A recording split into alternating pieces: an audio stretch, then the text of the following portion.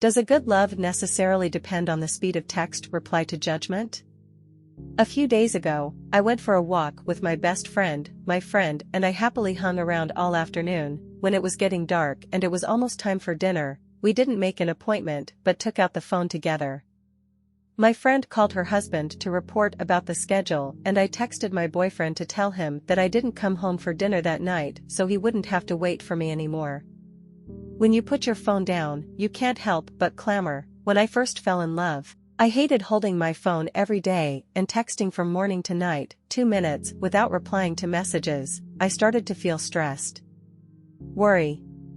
But now, 4 to 5 hours without contact feels very normal. Everything said on the phone or WeChat is all content, like if you have anything to say, say it. It seems that we are all the same, feelings from the beginning, with hundreds of thousands of pages of chat history, from the words miss you, sleep well to a few dozen times a day, finally. All of them suddenly become what to eat, no. My cousin recently started dating. Love at the age of 20 is like magic. I went to a meal with him and he can pick up the phone countless times, even when if you have used chopsticks to pick up food, but when you see your phone screen light up, you have to put down your chopsticks and reply to your girlfriend's text first. In my cousin's eyes, good love is talking constantly, replying to messages in seconds. Seeing my cousin, I often think of myself in my early 20s. At that time I was like him, taking advantage of every second to love someone. At that time, my mind was only filled with naive fantasies and perfect expectations. I thought that love was him being able to cross the wind and rain and cross half a city to buy my favorite mini dragon bow.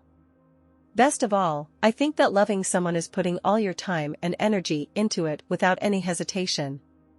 At that time I couldn't think of anything in this life that would make him so busy that he couldn't reply to my texts for a few seconds. I couldn't think of anything else in the world could be more important than loving someone else. It wasn't until I was 27 and 28 that I realized that this world really has too many things related to family, related to work, related to survival, related to adulthood, related to reality.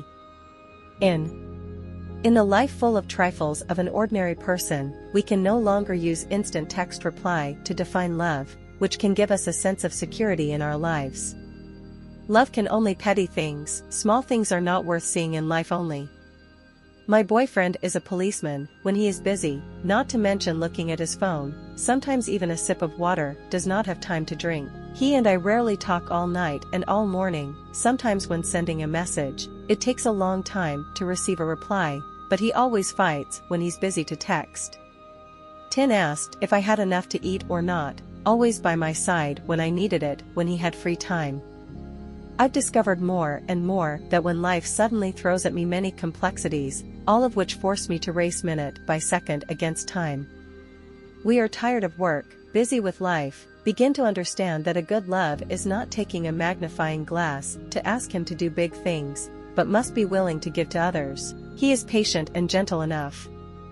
Too long bow can be left to eat when it's convenient to go there next time. The message can wait until it's busy and then reply. He may have no qualms about doing a lot of things he can't help but do, but more than anyone else you know that in his heart you are always more important than all those things. I once saw a very interesting conversation history online.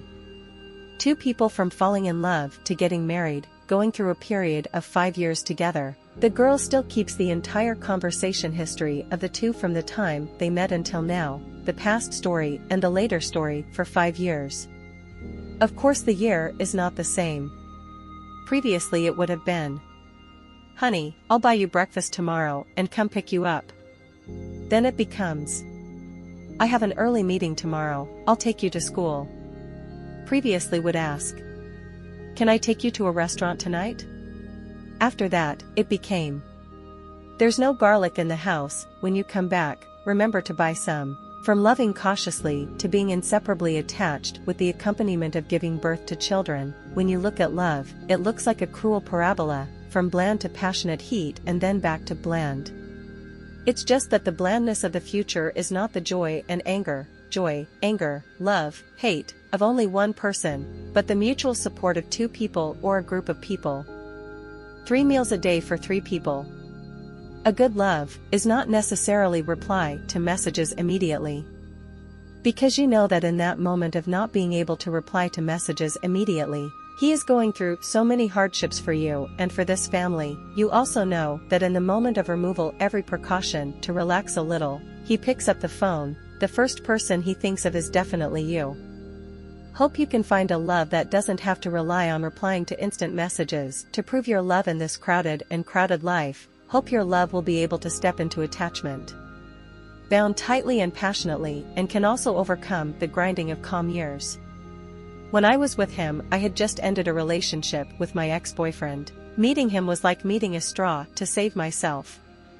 I kept entrusting my softness to him. I asked him why he liked me, but he never gave me a clear answer. I read his text messages while he was in the shower. I knew he wasn't just sending me flirty messages, but I still chose to keep quiet. I asked him if we were born for each other, but received his avoidance, not daring to look directly at me. In the end it was just a smile, a polite answer, yeah, idiot. I don't know why I want to talk to him every day. I can't wait to share with him every minute of my life. When I told him everything, which always seemed to annoy him, that impatient expression made my heart clench.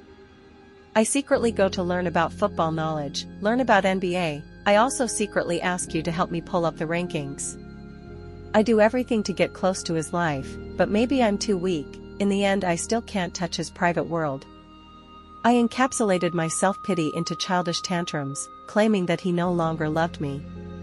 He smiled like no, consoling me for being an idiot. Valentine's Day is here again. My friends' pages are filled with jewelry, flowers and luxurious meals. I know you've spent a lot of money on the game lately, on limited edition basketball shoes. Although it was a bit uncomfortable, I still couldn't help but feel like I wanted to meet him. I took the initiative to text him, saying that I wanted to eat spicy hot pot in front of the school gate. I agree. The moment I saw him, my heart suddenly softened, and naturally, I no longer wanted to blame or anger him. Who said that I like him so much? Who said that I even consider creating a family with him? Therefore, formal gifts and meals are really not so important. We started arguing more, probably because I saw that he still had no plans for our future. I asked him if he could buy a house. Is it possible to pay for our honeymoon? And I don't know if he will give me a decent home or not. I hinted at my best friend's husband to rekindle his progressive spirit. I worry that I will grow old before I can wait for you. I am afraid that I cannot wait any longer. But he became angry with my worries, with heartbreaking statements that pushed me away from him, saying that I was a materialistic woman. I'm so frustrated that I can't put it into words. I want to tell you we can work together, we can face the future ahead, but we can only swallow it in our hearts. We're both too young, that's probably why no one knows how to admit their fault. If he thought of me as that person, then there's nothing more to say. I'm really too tired. I really left his love. Every time I pass a milk tea shop, I will subconsciously think about the times he waited to buy me oolong, so I never drank it again. On a rainy day, I curled up in a blanket, crying and thinking about him. Did he forget me? Does he ever worry about whether I'm living a good life? But in the end, there was no phone call from him. I posted a picture of going out with another male friend on social media. I want to use this way to tell him I don't miss him anymore. I want to contradict my thoughts. I don't miss him at all. I hide my feelings very well, deceive myself and others. I am arrogant, stubborn and obstinate. Spring and summer passed, autumn also came. I accidentally met a boy with a part of his appearance. This guy always finds a way to make me happy, is a clean, pure guy with the will to rise. He also plays games, but will always have my hand on him. He will also stop every time he moves house, just to make a phone call, to tell me about his daily life, share with me his life little by little. I silently compared the time before, thinking back, I used to be for someone so much. In my heart rippled a little bit of sadness. I finally learned to be more understanding, gentle, and calm. I no longer use harsh words to give myself a sense of existence. I'm getting better, and I'm not what I used to be.